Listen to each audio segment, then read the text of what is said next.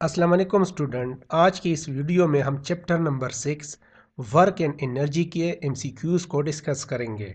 तो पहला एमसीक्यूज़ है work done will be zero when the angle between force and displacement is. तो work done जो है ये कब ज़ीरो होगा? वर्क किस चीज़ की इक्वल होता है? Work is equal to force multiply by displacement and cos theta. ये थीटा जो है ये फोर्स और डिस्प्लेसमेंट के दरमियान एंगल है।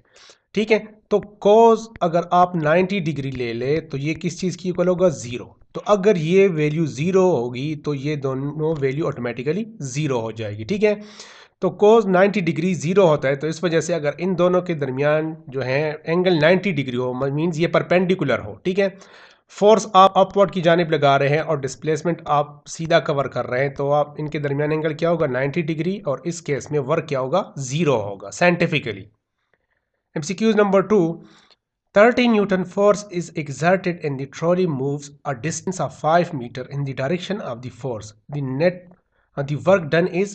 So इसमें हमारे पास फोर्स है, ठीक है, और डिस्प्लेसमेंट है 5 मीटर, और क्या है? In the direction of force. तो मतलब इन दोनों के दरमियान एंगल क्या है? ज़ीरो है, सेम डायरेक्शन में। ठीक है, 0 डिग्री।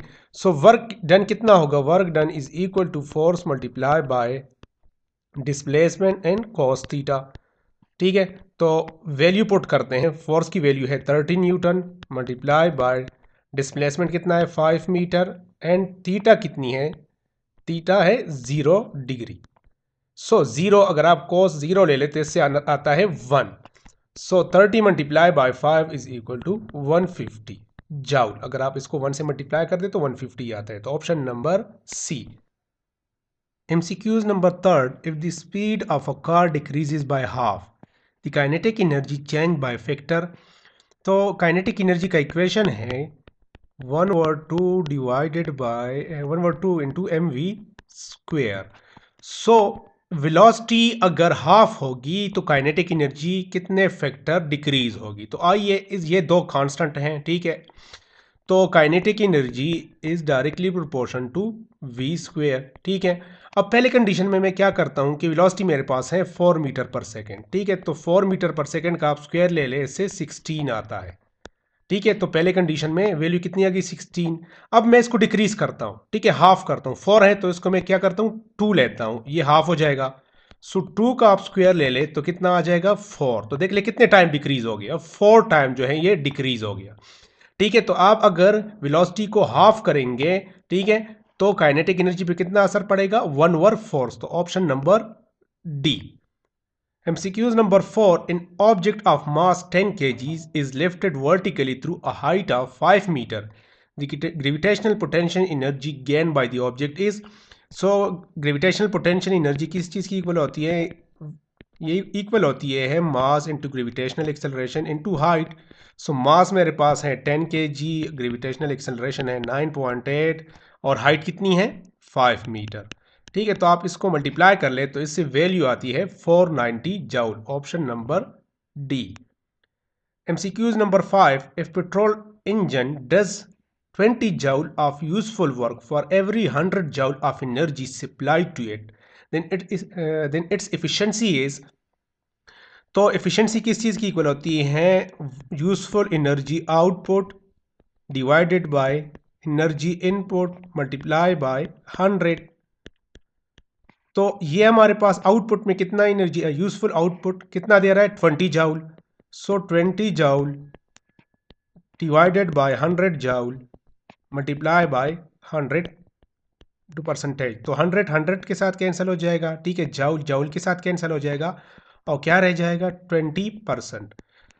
तो इस पेट्रोल इंजन की इफिशिएंसी कितनी होगी? 20%। Option number D. MCQs number 6. Kilowatt hour is unit for.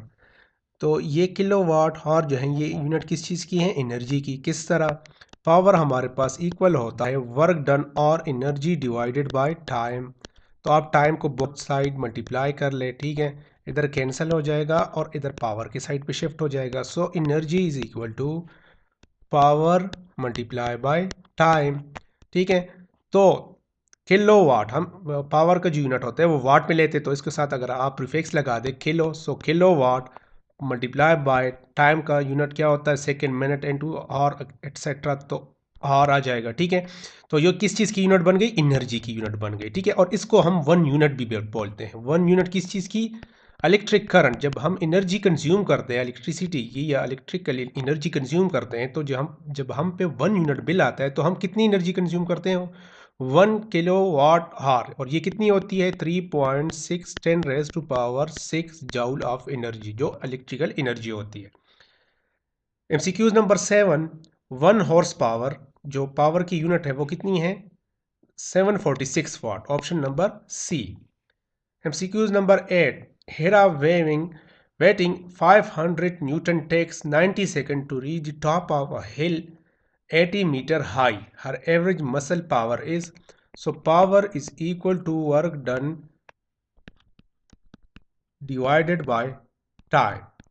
So work इसमें हमारे पास कितना है, ठीक है, इसका वेट कितना है, ठीक है, वर्क हमारे पास इक्वल होता है force multiply by displacement divided by time. So power, अब इसमें वैल्यू पुट करते हैं तो इसका वेट कितना है या फोर्स, और वेट एक ही चीज़ है, 500 न्यूटन मल्टीप्लाई बाय इसने कितना डिस्प्लेसमेंट तय किया है 18 metre, divided by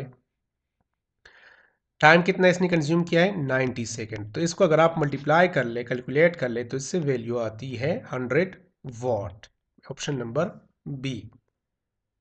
MCQ number 9, a machine is able to lift 200 Newton of a concrete slab vertically up to height of 30 meter above the ground in 50 seconds. The average power of the machine is, so power फिर वही है, power का formula है, power is equal to work done divided by time.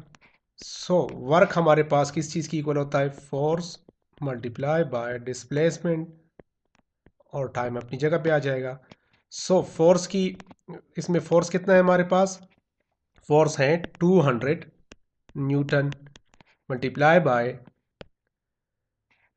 इसमें हमारे पास time displacement कितना है 30 metre, और टाइम कितना है 50 सेकेंड। तो इसको अगर आप कैलकुलेट कर ले कैलकुलेटर की मदद से, तो इससे वैल्यू आती है 120 watt, option number C. Thank you.